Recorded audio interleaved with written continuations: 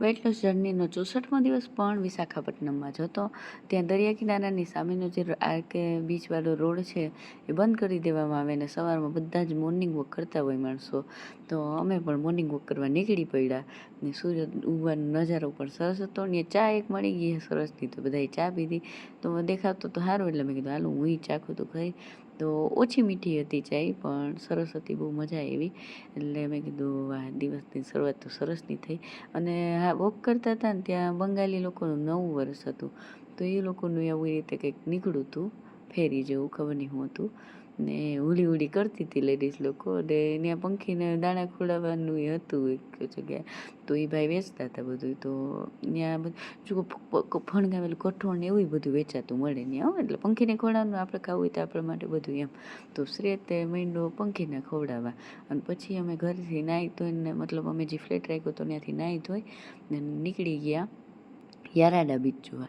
યારાડા beach ત્યાંથી થોડુંક દૂર થતું હતું, એટલે ત્યાં પહોંચી ગયા. પછી અમે જો આવી રીતે દીદી કે હાલો હું જીજુને ધક્કો મારતી હોય ને એવી રીતે ફોટો પાડી. એટલે ફોટો પાડ્યો ને આખા બીચનો નજારો શાંતિવાળો હતો, ભીડભાડ હતી નહીં. અહીંયા બહુ માણસો ઓછા આવે અને સરસ હતું, પીસફુલ એમ.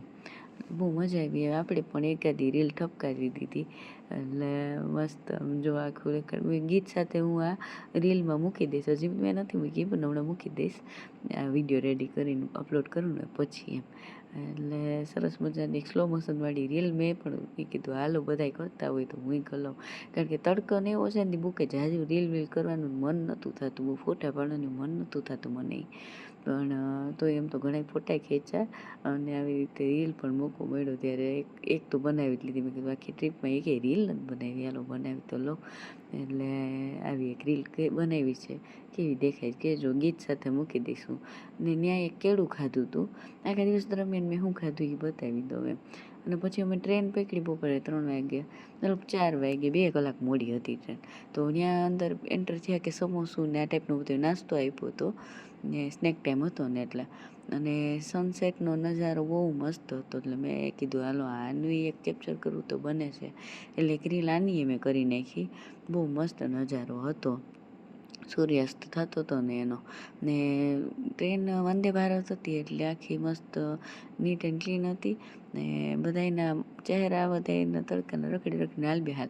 રેલવે સ્ટેશનમાં 2 કલાક લાઈન રાહ જોઈ ટ્રેનની, એટલે મરી ગયા. મેં કીધું આ તો વંદે ભારત હતી 2 કલાક મોડી, બોલો.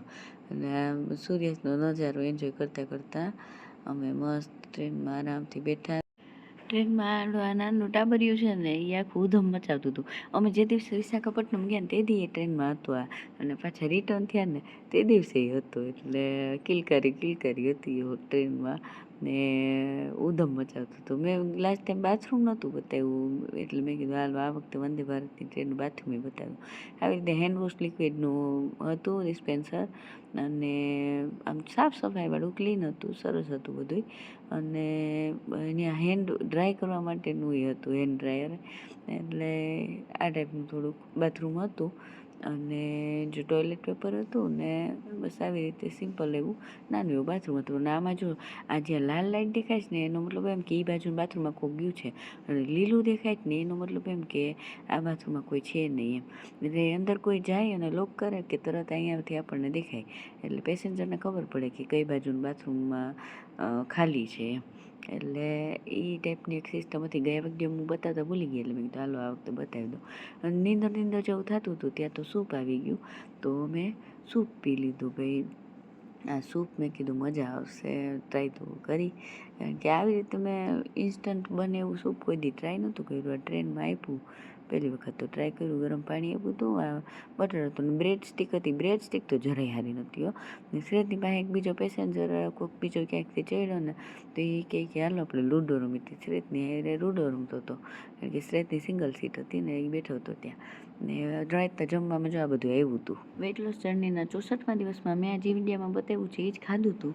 અને બસ આ તો અમારે ઘરે પરત ફરવાનો વિડીયો. રાતે 12 વાગી ગયા હતા અમે ઘરે પહોંચ્યા ને ત્યાં. થોડી બીજી હતી એટલે 2 દિવસનો ભેગો વિડીયો મૂકી દઉં છું, એકચ્યુઅલી 3 દિવસનો. અને બસ ફરી પાછા મળી આવતીકાલે રાત્રે 10 વાગે. ત્યાં સુધી ચમકતી ચાંદનીને રજા આપો. જય શ્રી કૃષ્ણ. ખુદની તબિયતનું ધ્યાન રાખજો ને પરિવારના બધાનું ધ્યાન રાખજો. બાય, જય શ્રી કૃષ્ણ, ગુડ નાઇટ.